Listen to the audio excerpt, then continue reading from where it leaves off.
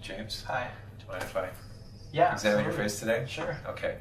So the first thing after seeing that a patient has a facial injury is to rule out any other fractures. Okay. There's about a 10% correlation with spinal and head injuries. So you want to make sure that there's no loss of consciousness. You want to make sure there is no underlying head injury. You want to palpate the spine or have the trauma team leader or someone ensure that the spines are cleared prior to focusing on the facial bone, okay? Because the facial bones can be fixed up to 3 weeks later without too much difficulty, but a missed spinal injury or head injury obviously is much more critical, okay? So, assuming that that exam is negative and we're just dealing with an isolated facial bone exam, we start mostly again with just a simple inspection, and you're looking for areas of bruising, swelling, any lacerations, and then after that I usually move quickly to sensation. So again, we're not looking at the cranial nerve exam, but we're looking at where those nerves come out, okay? So most of the time we're talking about cranial nerve 5, but what we want is basically their point after they're taking off from the foramen, because when those nerves come out of the foramen, those are weak spots in the bone, and classically facial fractures will go through those foramens, and so the patient will get numbness in those nerve distributions. So one of the best ways of determining whether or not there's actually a fracture is by testing sensation. So first off, we test the forehead sensation, and again we test both sides. You feel that on both sides, okay? And that's usually the supraorbital nerve that comes out a little foramen on the top of the orbit, and it comes up and it supplies sensation to most of the top of the head. And so if there's a frontal bone fracture or supraorbital rim fracture, then you can get some numbness in there. Pretty uncommon, all right? Much more common is sensation here, okay? And then you test sensation over there and ask the patient for any numbness there. And that is your infraorbital nerve, and that nerve comes out of a tiny little foramen in your zygoma.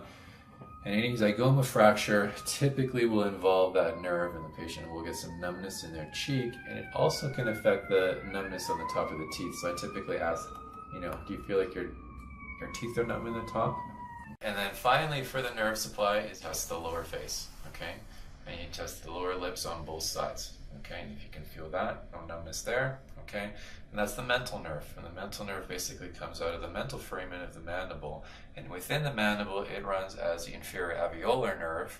And if the mandible is broken either through the foramen or anywhere in the body where that nerve is traveling, then that nerve will be bruised, and it'll cause numbness in that associated area. So that's a great way. If you see that numbness in any of those areas, automatically you're thinking, there's likely a fracture, and that fracture is likely going either through the foramen or somewhere where that nerve is, okay? Next thing is you want to test the patient's vision, okay? And the vision should be tested with gross acuity if you have an eye chart, okay?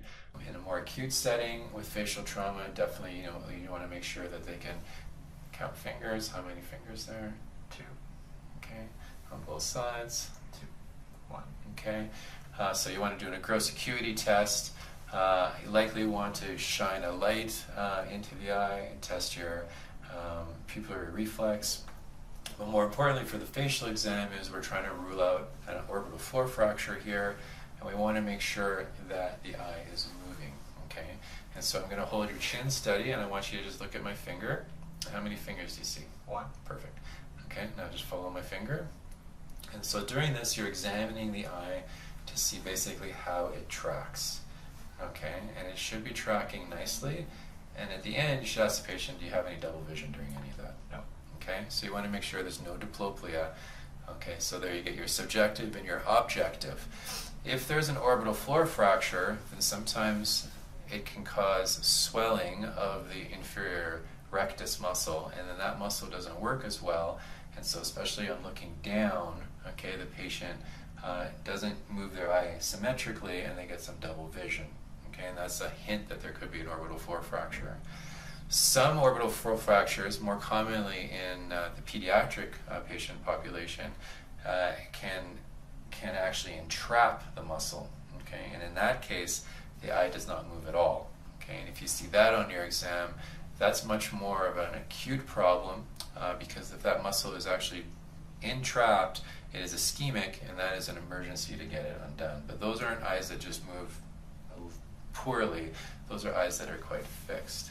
And one of the other ways that you can determine whether that eye is totally entrapped is by putting some tetracaine drops in that eye you're worried about, and then doing what's called a forceduction test, where you actually take a pair of pickups with the eye anesthetized, and you actually pull up to see whether or not you can actually move it. And if it's fixed, okay, and the patient can't look up, okay, then you know that there's an entrapment of that inferior rectus, and that's something that needs urgent treatment. Okay. The next most critical thing is your occlusion. Okay, so we want to always get objective and subjective. Okay, so first off, I'm going to ask you, when you bite down, how do your teeth feel like they fit together? Good. Same as before your injury? Yeah. Good, okay. That's usually the best, okay, because patients with normal sensation in their mouth, okay, you know when you have like a little tiny grain of something in your teeth, you can feel it. You can feel how it makes your teeth go off. We're very sensitive to how our teeth come together. So if the patient tells you that it fits together perfect, then usually you know it's pretty good, okay? But you always also want to take a look, okay? I'll get you to open your mouth up for me. I'll put my fingers in there and then bite down, okay? And I can see basically the teeth come together very nicely, okay? You have a very, very mild class 2 occlusion, but you can see how your bicuspid grooves and everything come together beautifully, okay? And so it's a nice occlusion, okay? So bite down again for me. Great, okay? And now open up again for me. So once you're in the mouth and you have your gloves on, you might as well finish your exam in here, okay? You look for any bruising in the mucosa, right? Any potential. If there is a mandible fracture, sometimes you can actually see steps and gapping in the teeth, and so you're looking all through there. If there is a hint of a fracture in here, a lot of classical teaching will wonder whether or not that fracture is stable or unstable. So you can actually get your 2 fingers on both sides and see if you can rock the fracture, whether it's a stable fracture or an unstable fracture. That can be quite painful for the patient, so we definitely kind of want to get permission to do that if you think there is a fracture there. And then the last thing while you have your gloves on is you want to look for a Lefort fracture. So a Lefort fracture is a fracture of the maxilla, okay? And the maxilla has certain pillars, and we call them the lateral and medial buttresses.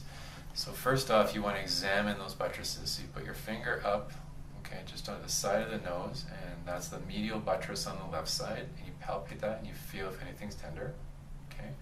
And then you move your finger over to the lateral buttress, okay, which is basically right where it starts, right that kind of prominence right before it drops off on the inside of the mouth, and you feel that, and if that's sore at all, okay? And so medial buttress, lateral buttress, and you do the same on the other side, okay? And then lastly, okay, you basically see whether or not their midface is stable. So I get you to open your mouth again, a little bit less, okay? And here you don't want to grab the teeth, because sometimes patients will have dental fractures and their teeth will be loose. And if you start wiggling that, all you're picking up is whether or not they have dental fractures or not. So you want to grab above the teeth in the alveolar process of the maxilla, okay? And at this point, you basically want to rock that, okay? And the Lefort 1 fracture, which fractures down low across the lateral and medial buttresses on both sides, that can be quite unstable, and you can actually appreciate the whole upper jaw being quite loose. Lefort 2 fractures is a fracture that goes through the lateral buttresses and then up through the orbital rim and across the nose. And in those cases, okay, you can feel for maybe a little bit of rocking at the top of the nose over there, but a lot of times that's more just the patient's going to tell you it's more tender. First off, I always start around the orbits, okay? And you start by gently palpating around the orbits, and you ask the patient if anything's tender, okay? Okay, one of the common places like goma fractures are going to fracture is through the inferior orbital rim, and so you can gently press along the inferior orbital rim for tenderness. And if the patient does state there's some tenderness, then you can push a little bit stronger after telling him you're going to, because you can actually sometimes feel a step. And if the bone is broken and displaced, there'll actually be a step in that location. specifically when you compare it to the other side. Okay. The other place you want to palpate, okay, is along your zygomatic arch. Okay, your zygomatic arch basically runs right kind of in this location right over here. Underneath that is your temporalis muscle. Okay, and that's why if people have an isolated zygomatic arch fracture, they'll sometimes complain that they're having troubles chewing, or they'll have some trismus because that temporalis muscle runs underneath of it, and if it's pushed in this location, it can actually partially impinge that muscle and cause some problems with chewing. So no problems with chewing? Okay. But more importantly, you can feel that, and again, feel for any tenderness and feel for any displacement there. Okay?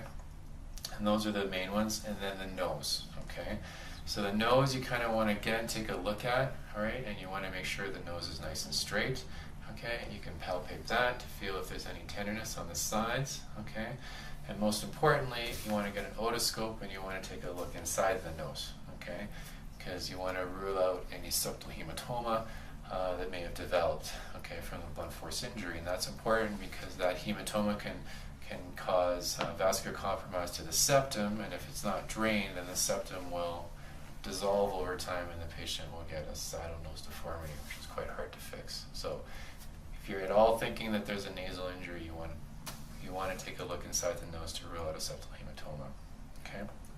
And then finally, I like taking a look at the patient from behind to basically see whether or not you can visually detect displacement in the zygoma itself.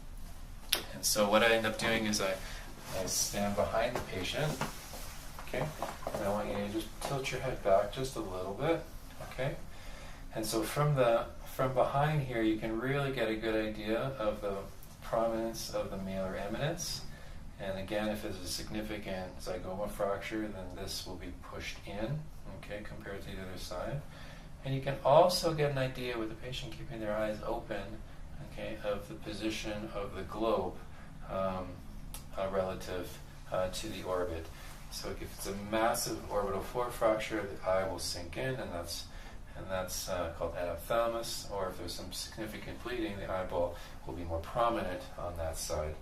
And the Hertel exophthalmometer is the best way of looking at that, but in the acute setting, this works great in ensuring nice symmetry between the position of the globe and position of the malar eminence. And from here also you can get a good idea of the zygomatic arch as well. Okay. So that concludes your facial bone physical exam. Great, thank you. Thank you very much.